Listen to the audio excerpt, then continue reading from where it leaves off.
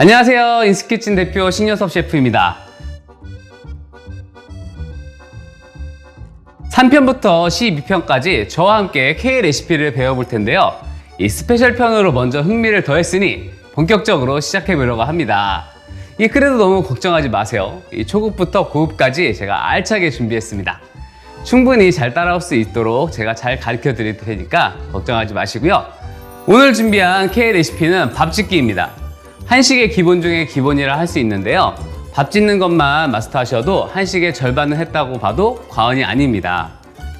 밥은 쌀만으로도 짓지만 콩, 팥 등의 곡류를 넣어 잡곡밥을 짓기도 하고 감자와 고구마 등을 넣어 채소밥, 굴이나 홍합 등을 넣어서 해물밥을 짓기도 합니다. 밥은 조리법도 워낙에 간단하고 이 수분도 많아서 먹기 쉽고 소화 흡수가 좋은데요. 이렇게 다 똑같아 보이는 쌀도 나라별로 종류가 다 다릅니다. 쌀알이 짧고 둥글며 수분이 많이 함유하는 단잎종, 길고 통통하며 찰기가 덜한 중잎종, 쌀알이 길쭉하고 찰기가 없이 꼬들꼬들한 장잎종이 있죠. 이 한식의 특성상 주로 길이가 짧고 찰기가 높은 단잎종 쌀을 사용하고요. 이 장잎종은 인도나 동남아시아 쪽, 이 중잎종은 중국이나 미국, 호주 쪽에서 쓰는 편입니다.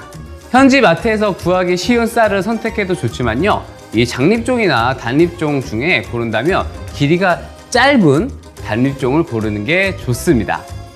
네, 이렇게 하는 법도 간단하고 영양도 만점인 밥 같이 한번 만들어 볼게요.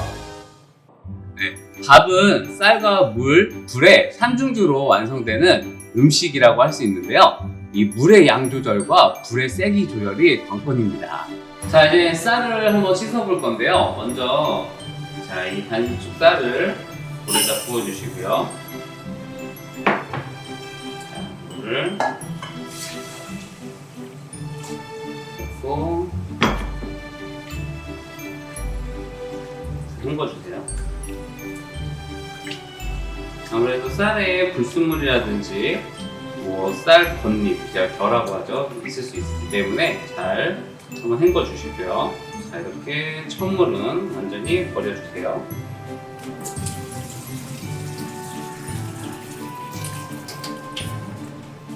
다시 한번 물 부어서 충분히 부어서 살짝 섞은 후에 불려주도록 하겠습니다. 네, 이렇게 한 2번 정도 씻어낸 후에 불려주시면 되는데요. 자, 이제 쌀을 다 씻었으면 쌀을 불려보도록 하겠습니다. 물기가 잘 스며들어야 뜸이 잘 듭니다. 여름에는 한 30분 정도 불려주시고요. 겨울에는 1시간 정도가 적당합니다. 자, 이렇게 쌀을 30분 정도 불려주셨으면요, 이제 밥을 짓도록 하겠습니다. 저는 오늘 냄비에 밥을 지을 건데요. 이 불린 쌀하고 이 물의 양은 이 냄비에 밥을 지을 때는 1대1 정도 비율이 적당합니다. 그래서 먼저 불린 쌀을 물을 제거하신 후에 계량을 하시는 게 가장 좋으실 거예요. 자, 먼저 물을 이렇게 물기를 다 제거하시고요. 이렇게 계량컵이나 일반 컵을 사용하셔서 딱 맞춰서 하시는 게 가장 좋습니다. 자, 한 컵 꾹꾹 눌러서 저는 불린쌀 2컵 반 정도 나왔네요. 그럼 물도 마찬가지로 2컵 반 정도 넣어주시면 돼요.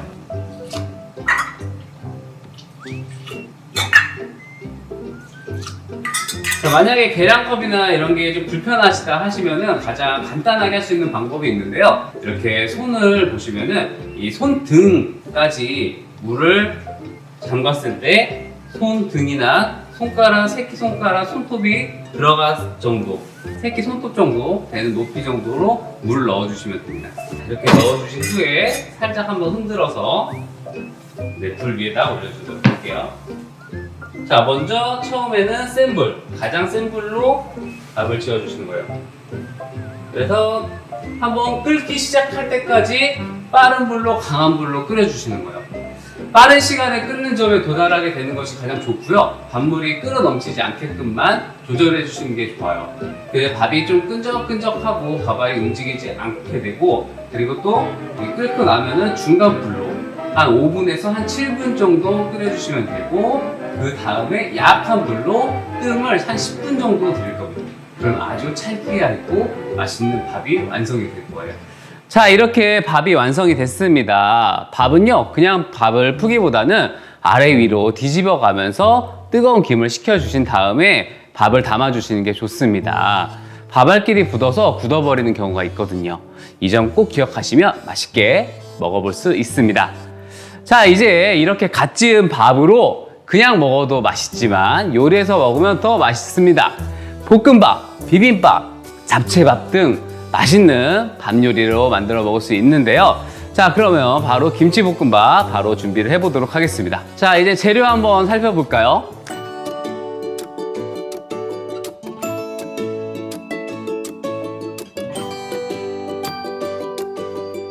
김치볶음밥은 방송에서도 꽤 많이 소개되었습니다. 이 드라마 명불허전에서도 김치볶음밥을 아주 맛있게 먹는 모습이 인상적이었고요. 예능 강식당에서도 출연자들이 직접 김치볶음밥을 만들어서 손님들에게 선보이기도 했었습니다. 이 소울푸드인 김치볶음밥 바로 한번 만들어 보도록 하겠습니다. 자, 먼저 채소 손질을 좀 할 건데요. 이 채소들은 어떤 것들을 넣어도 상관없어요. 그냥 취향에 맞게끔 우리 집 집에 냉장고에 뭐가 있는지 한번 살펴보시고 그 재료들을 넣는 게 좋습니다. 이 한국의 볶음밥은요, 이 필라프, 나시고랭, 빠에야 등과 비슷한 음식이에요. 밥을 어떻게 조리하냐에 따라서 그 종류가 달라집니다. 그래서 저는 이제 밥도 다 되었고 준비가 완료가 되면은 본격적으로 한번 만들어 볼 건데, 먼저 채소를 저는 양파와 당근을 넣을 거예요. 자, 이렇게 넣고요. 먼저 양파를 잘게 다져주신다고 생각하시면 돼요. 자, 먼저 이렇게 먼저 칼집을 줄이고,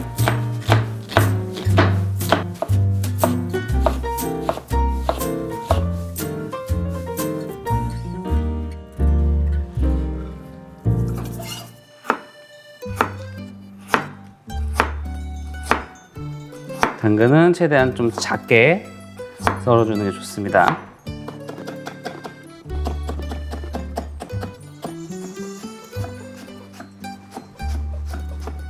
그리고 접시에 담아주세요. 그리고 김치를 손질하겠습니다. 이 요리를 할 때는 조심하셔야 돼요. 왜냐면 김치에 있는 고춧가루가 이 도마에 묻으면 잘 지워지지가 않아요. 그래서 이렇게 저처럼 빨간색 도마를 사용을 해주시거나, 이 김치만큼은 좀 가위로 그냥 잘게 다져주시는 것도 좋은 방법입니다. 좀 익은 김치가 좋아요. 익은 김치라고 하면 약간 김치가 신맛이 살짝 도는, 약간 새콤한 맛이 살짝 있는 김치를 사용해 주시는 게 좋습니다. 자, 김치를 한번 썰어 볼게요.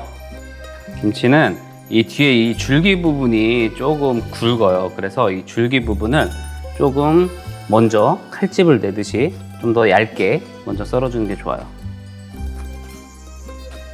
그런 다음에 그리고 김치 국물도 같이 넣어주셔도 좋아요. 준비가 다 끝났어요. 일단 저는 간단하게 김치, 그리고 채소 2가지, 그리고 돼지고기를 오늘 사용을 할 건데요. 꼭 돼지고기를 사용하지 않으셔도 됩니다. 닭고기를 사용하셔도 되고요. 아니면은 뭐 이렇게 생선 종류들을 사용하셔도 돼요. 한국에서도 뭐 참치 통조림이라든지 뭐 연어라든지 뭐 이런 것들을 다양하게 사용해서 김치볶음밥을 해먹기 때문에 어떤 것들을 사용하셔도 되니까 걱정하지 마시고 내가 좋아하는 재료들을 넣어서 만드셔도 됩니다. 자, 일단은 후라이팬 예열을 조금 할게요. 자, 후라이팬이 좀 데펴지면 시작을 하는 게 좋아요. 자, 먼저 이렇게 팬이 뜨겁게 달궈지면요, 기름을 조금 넣을 건데 이렇게 숟가락으로 한 숟가락 정도만 먼저 넣을 거예요. 자, 그리고 양파를 넣어서 양파가 투명해질 때까지 볶아주도록 하겠습니다.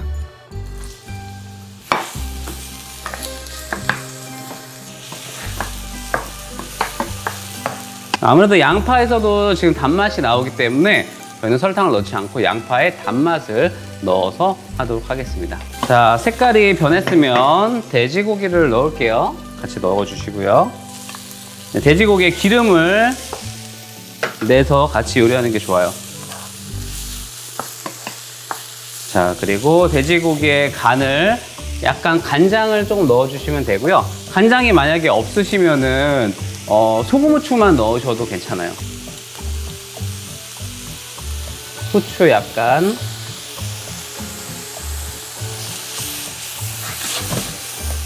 그리고 돼지고기가 겉면이 살짝 익을 정도에서 자, 나머지 재료를 또 넣을 겁니다. 자, 이제 뭘 넣을 거냐면요. 당근 넣을 거예요. 당근은 이 지용성 비타민이 있어요. 그 지용성 비타민은 기름하고 같이 넣었을 때 더 영양가가 풍부해집니다. 그래서 돼지고기에서 나오는 기름과 또 식용유도 넣었잖아요. 그래서 같이 당근을 함께 넣을 거예요. 그리고 당근 같이 넣고, 그리고 썰어 놓은 김치 함께 다 같이 넣고 볶아줄게요. 이때 충분히 볶아주셔야 돼요. 이 김치에서 나오는 수분과 돼지고기에서 나오는 육즙이 만나서 충분히 볶아줘야 돼요. 그래서 너무 센 불로 볶지 마시고요. 이때는 약간 불을 줄여서 약간 약불에서 중불 정도로 볶아주시는 게 좋습니다. 자, 그리고 소금은 밥을 넣고 마지막에 간이 조금 부족하다 싶을 때 간을 맞춰주세요, 여러분. 왜냐면은 김치 자체에도 간이 되어 있기 때문에 지금 바로 소금을 넣어주시면 이따가 좀 짤 수 있어요. 그래서 소금은 마지막에 넣어주도록 해요. 자, 김치의 줄기의 색깔이 조금 바뀌어야 돼요. 지금은 굉장히 하얀색인데 색깔이 약간 투명해질 때까지 볶아주시는 게 좋아요. 자, 이제 충분히 숨이 죽은 것 같아요. 지금 보시면 채소도 이렇게 잘 볶아졌고요. 이렇게 돼지고기에서 기름이 살짝 나오면은 이제 다 준비가 된 거예요. 이렇게 밥 위에 덮밥식으로 드시기도 하지만 같이 함께 볶으면은 더 맛이 좋습니다. 만들어 놓은 밥을 같이 넣고 볶도록 할게요.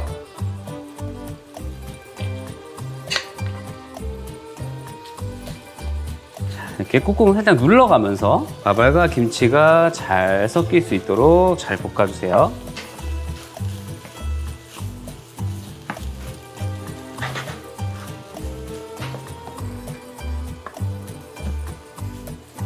자, 밥알이 하얀색이 다 골고루 색깔이 다 입혀질 수 있도록 볶을 때는 불을 너무 약하게 놓으면은 오히려 수분이 더 많이 생겨서 밥이 맛이 없어요. 불이 조금 센 불로 볶아주시는 게 좋습니다. 그래서 볶음밥을 할 때는 조금 빨리빨리 볶아주시는 게 더 맛이 좋아져요.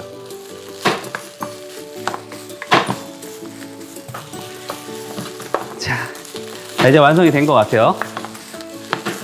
불을 꺼주시고요. 자, 이렇게 하면은 김치볶음밥은 완성이 됐는데 약간 좀 뭔가 심심하죠. 여기에 빠지면은 정말 아쉬운 게 하나 있습니다. 바로 계란 프라이인데요. 계란 프라이는 정말 물론 개인적인 취향이 있지만 저는 한쪽만 딱 익힌 반숙이 정말 잘 어울리는 것 같습니다. 그래서 저는 계란 프라이 하나 만들어 보도록 할게요. 선라이즈라고 하죠. 선라이즈.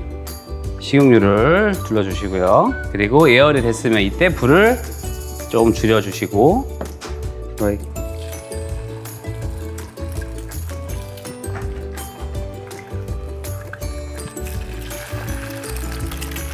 자, 이 상태로 약불로 모양을 잡아서 붓겠습니다.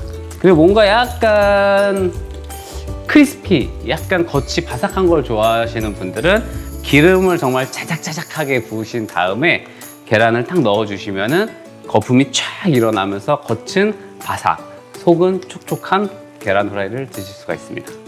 자, 그리고 저는 고명에 올릴 파를 조금 썰어주도록 하겠습니다. 이거는 뭐 선택사항이에요. 없으시면은 안 올리셔도 됩니다. 자, 한번 담아볼게요.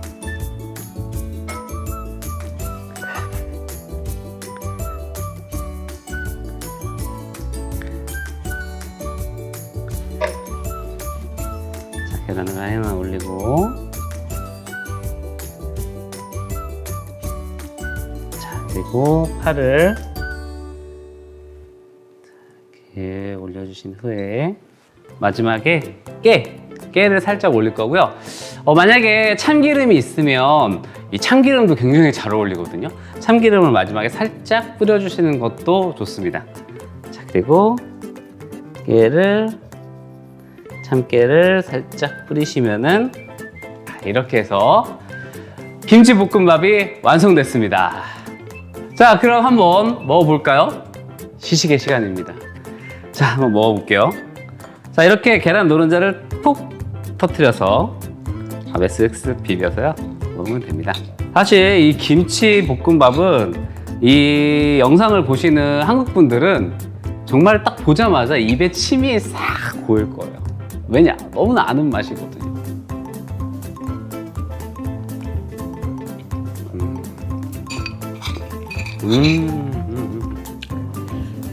김치가 하나하나 씹힐 때마다 상큼하면서 그리고 또 이 돼지고기의 고소함이 같이 어우러지는데 정말 맛있습니다. 야, 여기에 개인적인 취향대로 뭐 참기름이나 김가루 같은 것들 뿌려서 드셔도 너무 좋고요. 야, 이 김치볶음밥 이 영상을 보시는 분들은 정말 꼭 한 번쯤은 따라해 보셨으면 좋겠습니다. 정말 맛있어요. 자, 오늘 함께 밥 짓는 법과 응용 요리를 함께 배워봤는데요. 어렵지 않았죠? 앞으로 저와 함께 한다면 한식을 쉽고 간편하게 드실 수 있습니다. 다음 영상에서도 쉽고 간단한 레시피로 찾아뵙도록 하겠습니다. 다음에 만나요. 안녕.